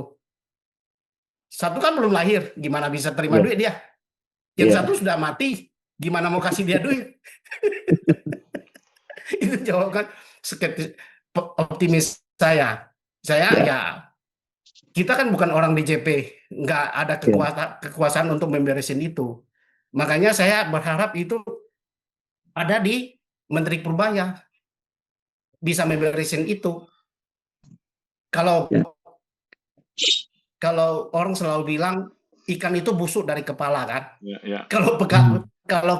Kalau kepalanya lurus, yang bawah mana berani bengkok-bengkok. Gitu loh. Nah, sampai kapan ini kepalanya bisa lurus dulu. Itu loh. Jadi kalau sekarang ngomong kayak begitu, jadi gini berbahaya loh Pak Pare. Apa yang terjadi hari ini adalah bom waktu. Kepatuhan secara sukarela itu akan turun. Kenapa? Ya ngapain saya bayar pajak? Ini koruptornya pun dibantu. Gitu loh. Mending saya nggak usah bayar pajak. Saya bayar pajak nanti mereka korupsi dibantu. Ya kan? Jadi sebenarnya ini berbahaya sekali. Kalau Pak Purbaya mendengar podcast kita hari ini, ya apa yang dia lakukan hari-hari ini sangat berbahaya. Akan meruntuhkan kepercayaan publik terhadap DJP. Dan lagi saya bapaknya sekarang. Betul. Dan murah hajat kepada DJP, hampir itu semua DJP berpandangan begini. Nggak apa-apa, bos kita ini kalau kita nanti kena OTT, dia kirim itu bantuan hukum kepada kita. Udah kita ramai-ramai korupsi. Ya kan? Itu kan pesan yang dikirim akan seperti itu. Masalahnya persepsi kan. Saya bicara persepsi loh. Persepsi dari suatu keputusan. Ya, orang akan menangkap seperti itu. Nah, ini bos kita ini lembek ini. Kita nggak akan ditindak, tidak akan dinonaktifkan. Coba hari ini semua dipecat atau diberhenti dinonaktifkan, kan takut semua. Yang lain itu kan jadi takut kan, wah bos kita tegas ini, jangan kita main-main ini. Nah, kalau pernyataan hari ini kan jadi contoh yang jelek. Saya selalu bilang begini, ini kan saya kebetulan juga pengelola ya, ada anggota saya. Saya bilang kalau ada anggotaku jelek, saya pecat, misalnya saya pecat dia, saya katakan dulu, saya memecat Anda bukan karena saya benci atau tidak suka kepada Anda, tetapi saya lagi menjaga orang-orang baik yang masih bersama saya. Kalau hari ini kamu jelek, tidak saya tindak. Orang-orang baik yang bersama saya itu akan kecewa kepada saya. Mereka merasa tidak berguna. Saya kerja keras, kerja baik. Ini yang berantakan, yang korupsi, yang tidak benar, juga tidak ada tindakan. Jadi ibaratnya selalu saya bilang, kalau kita punya satu keranjang tomat, ada satu biji busuk, kalau nggak dibuang, nanti kita harus buang satu sekeranjang loh Pak. Satu keranjang itu kita buang semua nanti. Kalau yang satu busuk itu tidak cepat-cepat kita buang. Iya. Nah, saya maunya Pak Purbayan, kalau nggak nanti sekeranjang itu harus dibuang semua. Kalau sudah pada titik itu, sudah terlambat semua. Gitu Ya. Pak. Ya, terima kasih Pak Sujono. Jawaban terhadap pertanyaan saya. Saya kembalikan Pak Awan. Oke, terima kasih Pak Sujono ya, luar biasa teman-teman. Jadi ini teman-teman ya, ini kasus yang sederhana, sangat umum, sangat tidak spesial ya, tidak istimewa, tidak unik. Bagi kita-kita orang lapangan nih sangat-sangat normal-normal saja ya. Orang ditembak 75M, fantastis, kemudian tidak pakai dasar hukum, tidak pakai perhitungan rinci, cuman asal ngomong doang, kemudian orang wajib pajak bernegosiasi, kemudian dikasih angka deal, all in, kemudian deal ini ketinggian, kemudian diturunin lagi, itu hal yang biasa tuh. Jadi seluruh rangkaian ini adalah rangkaian yang sudah kita alami sehari-hari ya, tetapi di negeri Konoha. Sekarang saya mau tanya kepada Pak Rinto nih, sebagai orang yang terkena kasus langsung ya Pak ya, ini kasus yang lain ya, di PT Bapak ya. Angka Ya. deal 26% itu angka yang pas nggak nih sebagai seorang pengusaha? Kan dulu Bapak pernah kena 6M, kemudian diminta all in 2M, kalau nggak salah begitu ceritanya Pak. Gimana nih Pak? Ya, terima kasih pertanyaannya Mas Awan. Jadi pengalaman saya pribadi ini saya sendiri Mas. Waktu itu tim kami dikenakan waktu itu ini Mas Awan, apa? Belum ada pra SPHP yang resmi. Memang sudah ada istilah pra SPHP yang disampaikan Pak Rey tadi, cuma secara peraturan Menteri Keuangannya itu belum ada Mas Awan. Jadi kami itu di SPHP-nya langsung keluar angka 6,5 miliar. Dan itu dikasih kode oleh tim pemeriksa untuk menghubungi konsultan pajak si A itu di kota kami. Nah, oke lah. Karena saya waktu itu tidak ngerti hukum perpajakan, saya carilah orang tersebut. Dan disitulah saya sudah bawa banyak dokumen ini. Harapan saya, seorang konsultan tadi, seperti kata Pak Ri tadi, dengan keilmuannya dihitung gimana. Tapi tidak ada Mas, langsung ditembak. Ini bisa selesai angka sekian. Saya usahakan. Itu mintanya 2 miliar, dari 6,5 2 miliar itu masih diusahakan Mas. Bahasa kasarnya seperti itu. Belum pasti 2 miliar gitu Mas Awan. Loh, padahal ini tidak lihat angka sama sekali. Tidak lihat dokumen sama sekali. SPHP-nya itu dasarnya dari mana, dokumen kami seperti apa. Kalau ini merupakan konsultan pajak merupakan profesi, seharusnya kan semua data diolah dulu, dimasukkan, oh ini seharusnya cuma bisa sekianan gitu. Ini tidak ada Mas, tidak lihat dokumen sama sekali, hanya lihat angka di SPHP, langsung gitu Mas Awan. Dan itu angka 2 miliar tadi Mas, itu di luar jasa hukum dari si konsultan Mas. Jasa hukum itu waktu itu kan karena masih SPHP, jadi jasa pendampingannya untuk pembahasan akhir hasil pemeriksaan. Itu sekitar 100 sampai 200 juta itu Mas Awan. Jadi dan akhirnya saya lihat kasus di Metro TV saat Rafael Alun ada mengatakan juga ada seorang konsultan pajak yang di blur wajahnya mengatakan ternyata tarifnya memang antara 10 sampai 30%. Itu Mas Awan. 10 sampai 30%. Nah, tapi negonya itu Mas, kalau bisa jangan saat SPHP Mas Awan. Nah, makanya justru PMK yang baru ini Pak Are, mungkin PMK baru sudah menyediakan itu Pak Are. Ada pra SPHP. Nah, baru nego, baru keluar di SPHP karena menurut pengalaman saya saat bertemu dengan pemeriksa pajak, katanya kalau udah SPHP itu udah dipantau BPK. Angka SPHP tadi Mas Awan. Jadi kita nggak bisa main-main. Akhirnya kan dibuat pra SPHP. Ini kan berarti pra SPHP kan internalnya Dirjen Pajak. Terus yang menyambung lagi terkait dengan zona bebas korupsi di Kanwil ini Mas, DJP Jatim 3 tempat saya diperiksa, itu di depan udah ditulis itu Mas, zona wilayah bebas korupsi WBK yang disampaikan Pak Re tadi. Nah ini barusan saya cek juga ternyata zona WBK ini Pak Re, Pak Sujono itu dikeluarkan oleh Itjen Kemenkyu. Jadi dari internal Kemenkyu sendiri, bukan dari eksternal. Jadi tadi konsultan dikeluarkan oleh Kemenkyu, WBK-nya oleh Kemenkyu gitu. Nah ini kalau nanti kita IWP ini kita akan usulkan ke Kementerian Keuangan agar menggunakan ISO 37001 anti penyuapan biar auditnya pakai audit eksternal yang lembaga sertifikatnya yang internasional. Nah itu baru itu benar-benar mereka mau menerapkan ini apa manajemen anti penyuapan. Tapi nanti akan bertentangan dengan tadi nota dinas yang melarang perekaman. Itu pengalaman saya seperti itu, Mas Awan. Jadi terakhir ini saya tanya sedikit ke Pak Re.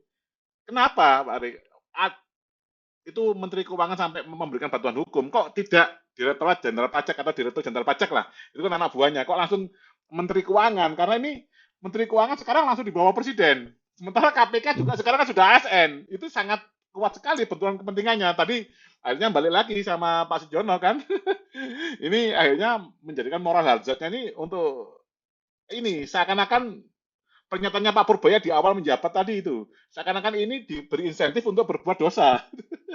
Itu menyalahkan Bu Sri Mulyani, sementara saat ini beliau malah menjalankan itu terang-terangan. Seperti itu Pak Ari. Mungkin kenapa kok tidak biro hukumnya dari Dirjen Pajak aja? Kalau Menteri Keuangan kan ini sangat kuat sekali Pak Ari, langsung di bawahnya Presiden dengan KPK itu Pak Ari. Ya, terima kasih Pak Wan. Tadi saya sampaikan bahwa ketika Fiskus ya dan konsultan pajak menjadi terdakwa di pengadilan, maka dengan ancaman minimal 5 tahun keberadaan mereka harus didampingi ya atau diwakili oleh penasihat hukum ya. Dan penasihat hukumnya itu dalam perkara tindak pidana itu kan tidak bisa pegawai DJP atau Kemenkyu, Pak. Ya, dia harus advokat ya karena dia adalah karena yang menjadi terdakwa ya itu adalah orang yang dianggap itu bukan lagi sebagai pejabat, Pak. Ya, karena kan statusnya pasti sudah dinonaktifkan ketika nanti dia menjadi terdakwa di pengadilan, ya. Nah, oleh karena itu statusnya sebenarnya sama dengan masyarakat pada umumnya begitu. Dan oleh karena itu dia harus didampingi atau diwakili oleh advokat ketika beracara di pengadilan tipikor, ya. Pengadilan tipikor ini kan nantinya pasti ada di PN Jakarta Pusat ya.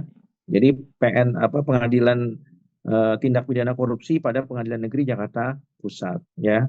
Nah, yang menarik adalah Pak Rinto ketika Pak Menteri Keuangan mengatakan akan diberikan bantuan hukum ya. Berarti kan tidak ada advokat di Kemenkyu, Pak. Ya, yang ada itu kan biro advokasi. Pegawai juga, pegawai Kemenkyu tapi di bagian biro advokasi Kementerian Keuangan. Nah, berarti kan Kemenkyu harus mengeluarkan anggaran membayar PH, Pak. Nah, ini PH-nya siapa? Yang pasti bukan pegawai di Biro Advokasi Kementerian Keuangan. PH-nya adalah advokat. Kan begitu, Pak. Nah, PH yang akan menjadi penasihat hukum itu, advokat yang mana? Kan tidak mungkin diambil dari Kemenkyu advokatnya. Ya, pasti diambil dari advokat yang tergabung dalam banyak organisasi ya. Termasuk mungkin juga dari P5I begitu ya, kita kan tidak tahu ya. Nah, jadi yang menariknya adalah anggarannya itu dari mana Pak Rinto, Pak Wan dan Pak Sujono. Ya, berarti ada anggaran Pak, anggaran untuk membela para koruptor seperti yang tadi disebutkan. Ya, masuk di DIPA. Nah, apakah itu masuk di DIPA? Saya kurang tahu juga tuh gimana itu Pak. Apakah ada kan begitu ya? Karena kalau ada seperti yang Pak Sujono katakan tadi kan, bahwa nanti ya banyak koruptor yang akan melakukan tindak pidana korupsi dan akan diberikan bantuan hukum cuma-cuma. Berarti kan advokat dengan senang hati akan membantu, membela untuk mendapatkan haknya sebagai terdakwa. Betul bahwa terdakwa itu harus mendapatkan haknya. Tapi persoalannya yang akan membantu atau membela itu kan advokat yang kemudian harus dibayar ya. Meskipun bisa juga pro bono, tapi dalam banyak kasus tipikor itu jarang yang pro bono ya. Kecuali kalau tipidum ya, tindak pidana umum itu bisa dimungkinkan. Tapi kalau tipikor ini kan artinya terdakwanya sudah menjadi lebih kaya daripada sebelum Iya, menjadi iya, iya. terdakwa, ya kan? Nah, jadi siogianya mereka lebih mampu kan untuk membayar PH. Nah, itu mungkin Pak. Jadi sangatlah tanda petik ya tidak berkeadilan kalau kemudian orang yang sudah menjadi lebih kaya secara ekonomis melalui mekanisme tindak pidana korupsi kemudian harus tetap dibantu ya dengan cara dibayari penasihat hukumnya. Kan kurang pas gitu ya. Ya. Ya, kurang pas gitu. Harusnya kan yang dibantu itu kan yang tidak mampu gitu ya. Tapi ini kan justru yang kemudian nilai ekonomisnya sudah lebih baik ya. Nah, meskipun melalui tindak pidana korupsi gitu ya. Tapi kan secara ekonomis dia sudah lebih bagus ya. Kemudian caranya menjadi tidak halal itu konteks lain ya. Tapi yang pasti dia punya kemampuan finansial. Nah, itu yang menurut saya jadi kurang tepat sasaran juga kalau kemudian anggaran itu dialokasikan untuk itu gitu ya. Kecuali yang Pak Awan tadi bilang, memang kalau wakilnya atau kemudian pihak yang mendampingi itu memang berasal dari pegawai Kemenkyu sendiri. Artinya kan tidak ada anggaran lebih di situ. Ya. Ya, itu kan datangnya dari internal mereka. Tapi kalau dari eksternal kan tentu harus ada anggaran.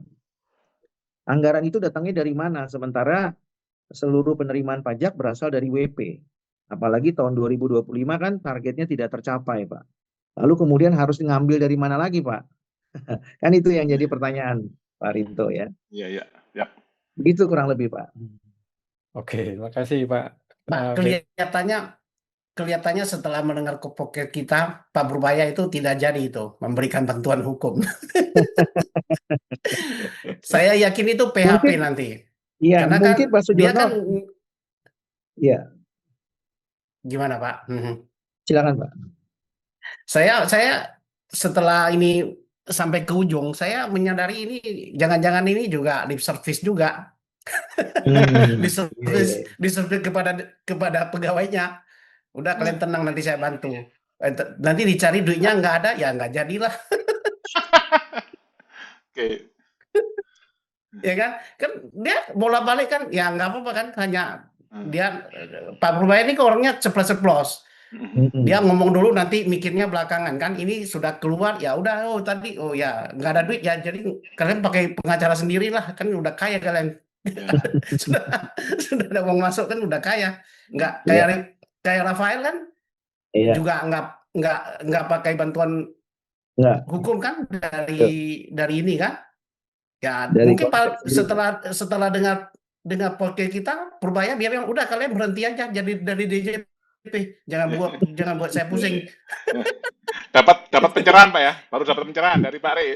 Ya ini kalau saya sebagai Purbaya Eh, saya akan lakukan begini, panggil Sekjen, tolong kasih tahu, panggil Dirjen ya, tolong kasih tahu mereka suruh buat pengunduran diri dari PNS. Saya nggak mau urus mereka, kepala saya pusing. Iya. Nanti ini salah itu salah kan? Ya ngapain tangan saya jadi kotor, betul? Kalau mereka kotor, kenapa tangan saya harus ikut kotor? Walaupun memang kotor, Gitu loh. walaupun memang kebanyakan kotor semua ya tadi Pak. Tapi minimal Nah, itu kan skeptis kan. Tapi ya, kan Bapak nggak bisa buktikan mereka ya, tangannya kotor. Tapi kalau kita ya punya minimal persepsi skeptis kan minimal boleh. ya Betul, minimal boleh kan? ini dibuang dulu satu Pak ya. 1 2 dibuang dulu. Ya kalau saya nggak mau pusing. Ya kalian sudah OTT sudah ngapain lagi? Udah kalian berhenti aja jadi DJP. Saya banyak orang kok yang bisa diangkat. Ngapain saya urusin yang bertiga itu? Itu pilihan yang pragmatis dan benar gitu loh. Ya kan? Kapan lagi gitu? Kecuali gini Pak ya. Saya nggak tahu ya. Kecuali Menkyu itu punya kepentingan di dalam kasus ini. Ya, tapi kelihatannya agak jauh ya.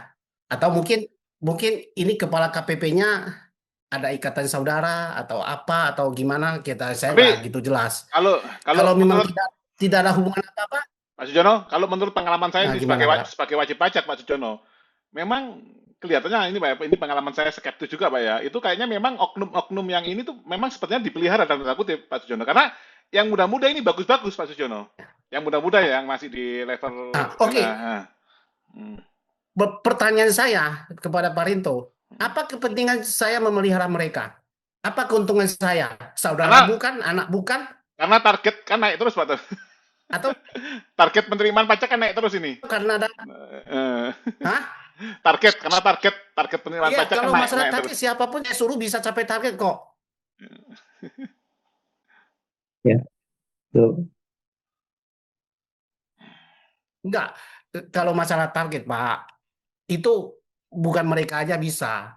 Target itu karena bukan kepada kamu kan. Kalau nggak ada otoritas, gimana kamu mau ngejar ke target? Betul nggak? Yang diberikan Ya, oleh negara. Jadi siapapun bisa saya Ya, suruh. Orang SMA pun atau S1 pun dari anta beranta, begitu saya kasih kekuasaan, kamu kejar dia. Oh, mungkin dia ya, lebih canggih lagi, ya, ya ya, kan? ya, Yang penting otoritas itu harus diberikan dulu. ya, Itu kan saya tadi tuduhan itu kan kita nggak bisa sembarangan tuduh karena kita kan ya, tidak ada bukti. Sama seperti orang pajak itu, orang fiskus itu, dia punya persepsi begini. Semua WP itu maling. Sampai WP itu bisa dibuktikan dia tidak maling. Melalui apa? Melalui pemeriksaan. Dia pandangannya begitu. mm, Sampai dia membuktikan sendiri melalui pemeriksaan, didapat, kita sudah patuh, baru dia yakin. Oh ya, kamu benar. Tetapi sebelum ada pemeriksaan, di dalam otak dia, kalian ini semua tidak jujur. Nah, sekarang saya juga balik ya, untuk menjawab pertanyaan Pak Ray tadi. Bapak tadi tanya, ada nggak fiskus yang jujur? Pandangan sekretaris saya seperti pandangan wajib fiskus. Semua fiskus. fiskus saya persepsikan tidak ada yang bersih. Saya persepsikan ya, bukan menuduh Ya, loh. kecuali Ya, bisa dibuktikan dengan mau diperiksa oleh IWPI. iya. Kecuali mereka membuktikan apa? Pembuktian harta terbalik salah satu itu. Ya, yang atau ya diperiksa oleh pihak independen atau membuktikan LHKPN mereka. Jadi selama ngomong-ngomong ini kita agak susah juga. Tapi kita boleh dong persepsikan mereka seperti itu, sama seperti mereka mempersepsikan kita semua wajib pajak itu maling sampai Ya. kami membuktikan bahwa dia bukan maling. Nah, kita sebaliknya juga begitu. Jadi equal kita sama gitu loh. Yang namanya persepsi, kita kalau persepsi kan nggak bisa dihukum. Siap. Ya kan? Kita kan punya persepsi kan tidak menuduh. Ya kan? Karena kita tidak bisa membuktikan. Tapi masyarakat kalau ditanya begitu, coba kita survei, tanya ke semua rakyat. Kira-kira ada berapa persen fiskus yang jujur? Itu pertanyaan yang sulit dijawab. Tetapi kalau saya bilang optimis, saya bisa jawab yang tadi itu. Itu saya tidak bisa jawab. Yang saya bisa jawab adalah Sebenarnya saya yakin ada 2 pejabat fiskus yang saya yakin 100% jujur. Yaitu tadi, satu belum lahir, satu lagi sudah mati. sebenarnya Itu saya berani. Karena saya bisa membuktikan. Sebenarnya gini, Pak Sujono, ini saya ini ya, kalau saya sebagai orang IT saya juga IWPI, sangat gampang itu, Pak Ray, Pak Sujono, Mas Awan, untuk membuat sistem seperti itu. Contohnya, semua wajib pajak yang diperiksa itu bisa laporkan dugaan-dugaan intimidasi, suap, pemerasan dan lain-lain. Itu melalui website yang dibuat oleh Kemenq dan itu datanya publik. Udah langsung clear itu. Secara IT sangat mudah sebenarnya, Pak Jono. Hanya lapor aja. Iya, Kita sekarang belum menuduh, kalau sekarang kamu betul, sekarang kalau kamu nggak ada rekaman gimana? Iya, enggak, ini Kan susah. laporan. Nah, Anda ini kan laporan asumsi saja. loh. Ini laporannya aja. Jadi bukan, ini Ya, laporan saja. laporan kamu tanpa bukti gimana bisa? Nah, Enggak, kalau laporan tanpa bukti itu sama dengan surat kaleng, Pak. Makanya itu nota dinas itu harus dicabut kalau mau bikin bagus. Ya, wajib pajak kan tidak ada otoritas memeriksa mereka. Jadi surat tadi ya nanti ada otoritas lembaga independen yang bisa mengaudit Direktorat Jenderal Pajak itu untuk bukti awal, tapi itu semua rakyat sudah bisa lihat, otomatis mereka akan ada ketakutan seperti itu untuk berbuat yang aneh-aneh seperti itu. Tidak bisa. Saya mungkin kurang setuju karena kita nanti berangkatnya dari asumsi surat kaleng, agak susah juga. Kita bikin laporan Nah, tapi tidak, dasar kita nggak ada. tidak surat kaleng. Ini wajib pajak setelah diperiksa, Pak. Jadi kalau nggak diperiksa, surat kaleng nggak bisa. Misalkan ada surat pemeriksaannya ini, nomornya sekian, wajib pajak sekian, yang melapor harus wajib pajaknya sendiri. Kan dibuat seperti itu, Pak. Yang diperiksa, kalau nggak diperiksa nggak bisa surat kaleng, Pak. Ini semua wajib pajak yang pernah diperiksa saja yang bisa melapor, gitu loh, Pak. Itu kan sangat mungkin sekali secara teknologi, gitu loh, Pak. Jadi bukan orang ngawur surat kaleng yang nggak pernah Gimana diperiksa. dia mau? Itu yang bisa seperti itu, Pak. Saya terus terang kasih tahu Bapak ya. Itu cuman Pak Rinto aja, yang lain nggak berani, Pak. Iya. Bapak harus paham itu psikologi. Itu cuma Bapak aja. Kalau kita cari seluruh Indonesia, itu ketemu nggak sampai 10 orang, Pak, Nah, iya. yang bisa seperti itu. Maksudnya kan itu kan Nggak ada secara itu. etik kan sudah disediakan. Itu loh, Pak, kalau nggak ada yang berani lapor ya berarti dianggap bersih, tidak masalah. Persepsi Bapak saya balik. Gitu loh, Pak. Gampang saya jawabnya kalau saya sebagai Ya sekarang kan maksudnya harus ada kalau saya sebagai Menteri Keuangan nggak ada yang berani lapor, Sekarang- berarti bersih. Gimana? Tapi semua sistem sekarang sudah DJP kan disiapkan. gitu. Seperti itu, Pak. Enggak, nota dinas itu dicabut sudah selesai. Kalau Iya. bersih kenapa risih gitu Ya, loh. otomatis kalau itu kan otomatis nggak masalah dicabut, Pak. Tapi setelah itu kalau Ya, membuktikan tadi persepsi tadi minimal semua yang diperiksa pajak itu bisa kayak sebenarnya kan ada mekanismenya kuesioner tadi. Tapi kuesioner ini dibentukkan secara database IT gitu loh, Pak. Kan ada kuesioner itu. Iya.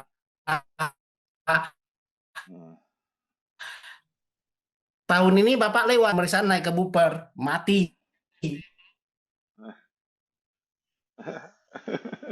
Gimana? Pemeriksaan naik ke Buper loh, Pak. Saya yang pegang pisau loh, Pak, sekarang. Bapak ginjal satu saya tusuk, nanti melawan lagi ginjal sebelah lagi saya tusuk. Mati kamu. Saya kan pegang kekuasaan, pegang pisau. Bapak nggak ada pisau, nggak bisa melawan saya. Ya kan? Pasti kalah. Coba tanya Pak Awan. Ini buat keder nggak pemeriksaan naik ke Buper? Dan setelah kita lihat hasilnya, itu kan ternyata bukan Buper yang dicari-cari gitu loh. Mana ada Buper yang 400 juta? Kata Pak Rey itu kan Buper mainan gitu loh. Buper itu kan harusnya 80 miliar, 100 miliar. Buper 400 juta. Iya. Ya kan? Oke. Kan baru terjadi sekarang ini selama bertahun-tahun Republik ini berdiri. Iya. Ya kan? Siap. Nah, itu makanya kan takut. Jadi Pak Awan jadi takut karena dikriminalisasi. Saya dalam arti kata kriminalisasi saya. Kamu melawan saya seperti kita, SPD 2DK, kita melawan, dia naik ke pemeriksaan. Pemeriksaan kamu melawan, naik ke Buper. Di Buper itu minimal 100% harus bayar sanksinya. 400 juta kali 2, 800 juta. Amsyong. Coba lawan. Susah. Nggak bisa, Pak. Memang nggak bisa. Makin lawan kita makin bonyok.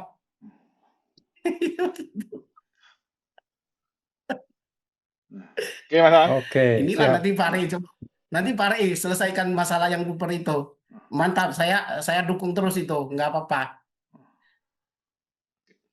Oke, baik. Kan Makasih, Pak. jadi cemoohan maksudnya. Oke, makasih Pak Suyono, Pak, Ya. Pak Rinto. Ini wilayah bebas korupsi saya rasa mungkin lebih tepat diganti jadi WBK itu wilayah bebas KPK ya. Jadi karena tidak boleh merekam, kami bebas, kan nggak ada KPK di sini. KPK nggak Iya, boleh, iya. mohon maaf nih, dilarang merekam di kantor pajak. Jadi WBK itu lebih tepat wilayah bebas KPK ya, bukan wilayah bebas korupsi. Kan nggak boleh rekam. Nah, jadi memang ucapan Pak Purba ini sangat-sangat blunder ya teman-teman ya, sangat-sangat tidak populer. Ya mungkin setelah podcast ini dia akan merevisi ya. Salah ngomong nih gue kemarin nih. Harusnya gue suruh potong kuping aja tuh orang-orang itu ya.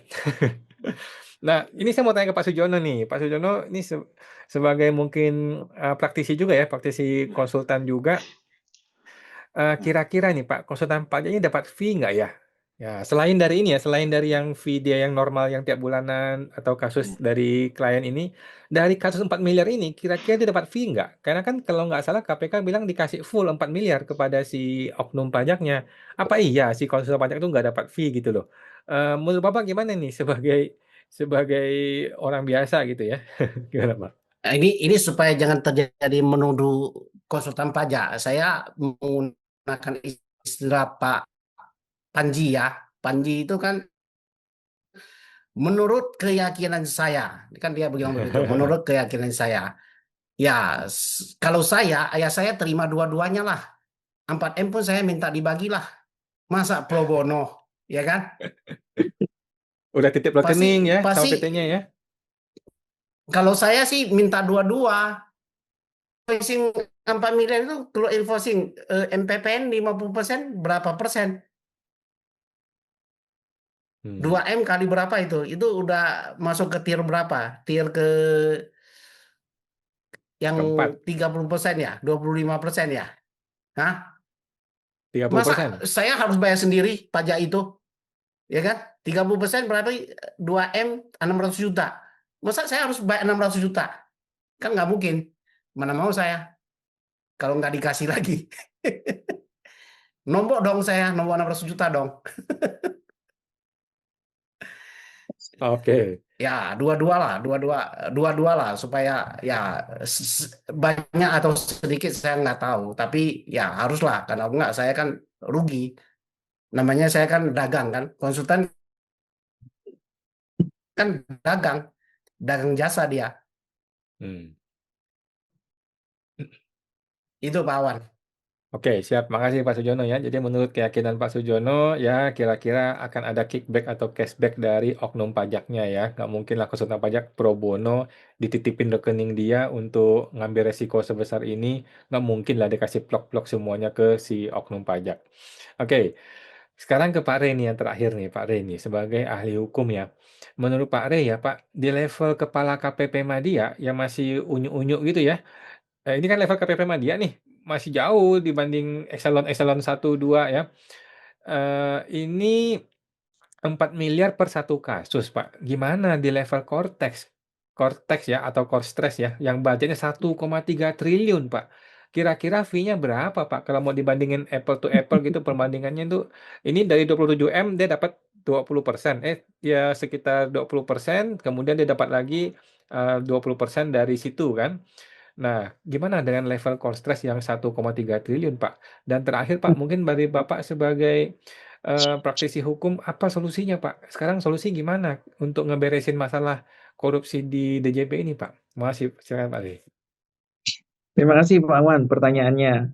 Kalau bicara mengenai besaran nilai ya antara apa yang diterima oleh Fiskus ya di KPP Pratama, KPP Madya maksudnya ya, Madya Jakarta Utara dengan Cortex, tentunya ya kalau di akuntansi kan kita biasa menggunakan nilai proporsional begitu ya. Nah, otomatis kalau angkanya saja sudah sefantastis itu untuk Cortex senilai 1,3 miliar ya, ya saya rasa ini masih 1,3 dugaan. triliun Pak, bukan Ya miliar. 1,3 triliun ini karena terlalu besar, Pak. Ya, 1,3 triliun biasa menangani MM-an sekarang T gitu loh, Pak. Jadi agak bingung kan.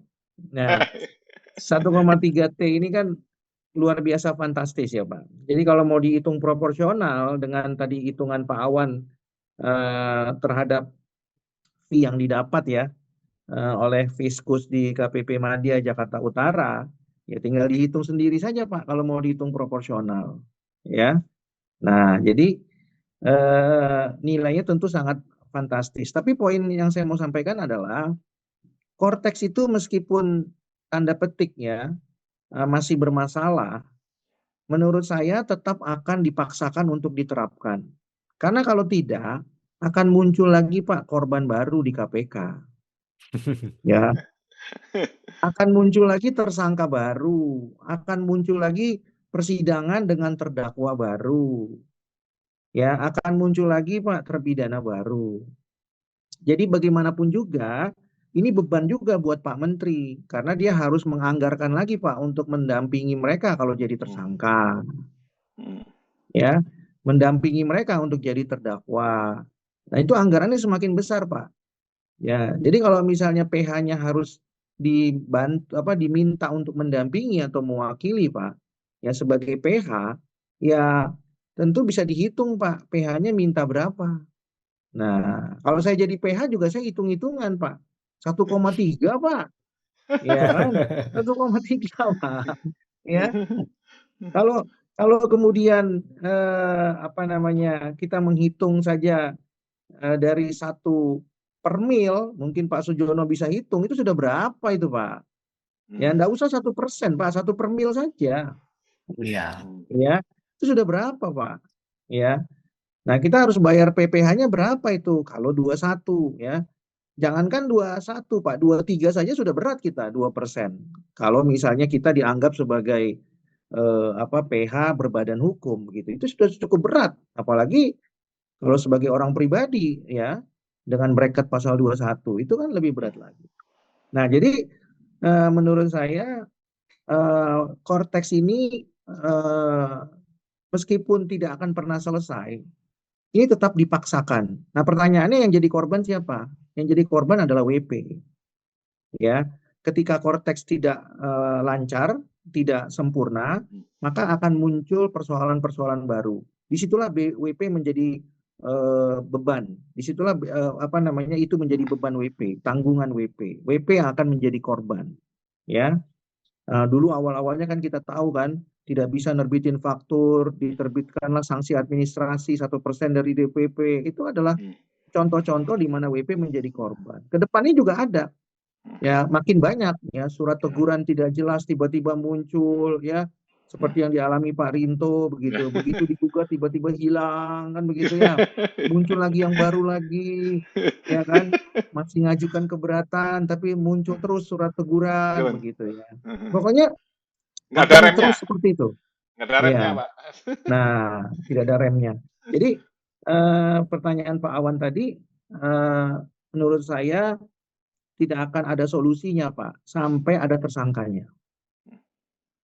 Ya, itu tidak akan pernah beres karena seperti yang disampaikan oleh Pak Rinto dan seperti yang kami sampaikan kepada KPK, ya, harus ada kajian daripada ahli teknologi informasi yang mandiri, ya, yang menyatakan bahwa memang ini tidak bisa sempurna, ya, dan itu belum bisa dilakukan oleh KPK karena dampaknya sangat luas sekali. Kenapa? Karena kalau Cortex dipersoalkan, sementara ini sudah dipaksakan untuk jalan, ketika dipersoalkan ini akan berdampak lagi kepada penerimaan negara. Pak Awan, Pak Sujono, sama Pak Rinto. Jadi kami melihat bahwa bukan KPK tidak bisa menjalankan ini. Ya, kami menduga memang ini diperlambat prosesnya supaya memang tidak kemudian muncul korban dan tidak kemudian memperlambat atau menghambat penerimaan negara dari pajak. Ya, itu dampaknya seperti itu. Jadi akan sangat sulit, Pak. Tapi kalau kita mau jujur dan kita mau taruhan versi warung kopi, Pak, itu memang Cortex sangat susah sekali untuk menjadi sempurna. Ya, itu sangat susah sekali begitu ya. Apalagi dengan nilai yang sebesar itu kok nggak sempurna, itu sudah harus ada korban sebenarnya ya. Tapi ya kembali lagi Terus kan. pernyataannya juga berulang-ulang berbeda-beda, Pak Ari. Kemarin Pak Ya, Menteri Purbaya mengatakan bahwa ini seperti buatan anak SMA. Terus barusan kemarin ternyata sudah source code sudah diserahkan, kerjasama vendor sudah diserahkan, tapi maksudnya nanti masih kerjasama lagi. Kan nggak jelas ini, Pak. betul Pak Rinto. Nah, jadi menurut saya Cortex itu kalau kita mau jujur ya, memang itu merupakan bom waktu ya, time bomb. Ya, itu tinggal masalahnya kapan mau diledakkan saja. Ya, tapi atau kapan akan meledak dengan sendirinya. Ya. Nah, yang kedua, pertanyaan Pak Awan tadi solusinya seperti apa ya ke depannya. Kembali lagi bahwa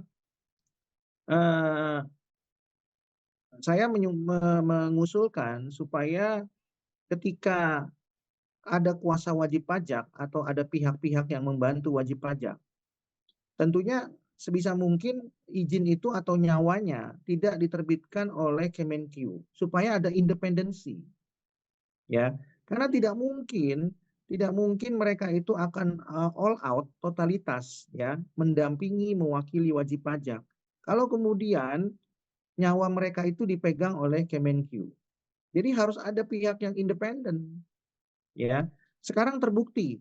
Ini masukan buat Pak Dirjen Pajak, Pak Menteri Keuangan, ya, dan juga kepada pihak-pihak terkait, ya, bahwa apa yang digadang-gadang bahwa konsultan pajak itu berbeda dengan orang awam, hari ini terbukti, bukan hari ini, hari Jumat kemarin terbukti, ya, bahwa kompetensi tidak berbanding lurus dengan integritas. Lalu yang mau diproduksi oleh Kemenq itu adalah orang yang kompeten tapi tidak berintegritas, atau orang yang kompeten dan orang yang berintegritas. Kalau yang kedua tidak bisa dipenuhi oleh Kemenq. Yang bisa dipenuhi hanya yang pertama saja. Ya, berarti kan ada persoalan di sini. Ada persoalan yang kemudian harus dievaluasi dan tidak lagi kemudian Kemenq bisa melakukan secara mandiri, ya, proses penentuan konsultan pajak. Ini sudah terbukti, ya, dan ini juga memberikan masukan kepada Kemenq bahwa pembenahan terhadap pihak lain yang setara dengan konsultan pajak yang akan diatur dengan RPMK karena dianggap tidak punya kompetensi yang sama dengan konsultan pajak, itu menjadi prematur dan cenderung mengada-ngada dan berlebihan. Ya, karena yang sudah diatur pun hasilnya ya seperti ini.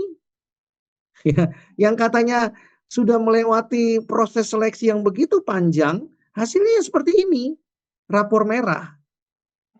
Ya, nah pertanyaannya kalau begitu, apakah seleksi atau proses panjang itu memang digunakan oleh Kemenq itu memang sebenarnya ingin menghasilkan SDM berkualitas demi membantu WP atau ada tujuan lain? Ya, seperti dugaan, ya, dugaan bahwa kemudian ini adalah kemudian cara untuk membuat dapur tertentu menjadi ngebul. Ya, apakah dugaan seperti itu menjadi benar gitu kan, ya? Karena hasilnya kita lihat sekarang, rapornya merah. Ya, berarti proses yang begitu panjang menjadi konsultan pajak kemudian menjadi dipertanyakan. Nah, jadi kembali lagi saya mengusulkan ternyata apa yang selama ini saya pernah sampaikan dalam banyak forum, ya, konsultan pajak tidak lebih kompeten dan tidak lebih berintegritas daripada pihak lain sebagaimana diatur dalam pasal 2 angka 9 Undang-Undang HPP. Jadi kalau begitu yang perlu diatur ulang melalui RPMK itu sebenarnya bukan pihak lain, Pak Sujono dan Pak Rinto dan Pak Awan. Harusnya yang pertama kali diatur ulang adalah konsultan pajak. Ya, karena sudah terbukti hari ini. Itulah yang menjadi prioritas. Kalau yang mau diatur ulang itu adalah pihak lain karena tidak punya kompetensi, hari ini dibuktikan prioritasnya bukan pihak lain, Pak Rinto. Prioritasnya adalah konsultan pajak. Ya. Nah, jadi ada kurang lebih 10.000 konsultan pajak itu yang harus dilakukan evaluasi ulang. Ya. Nah, itu mungkin usulan saya, Pak Awan. Mungkin ke depannya kita akan pikirkan supaya konkretnya seperti apa. Demikian, Pak Awan. Oke, baik. Terima kasih Pak Rey sudah memberikan insight yang sangat luar biasa sekali ya. Terima kasih Pak Rinto, IWPI bersama Pak Sujono.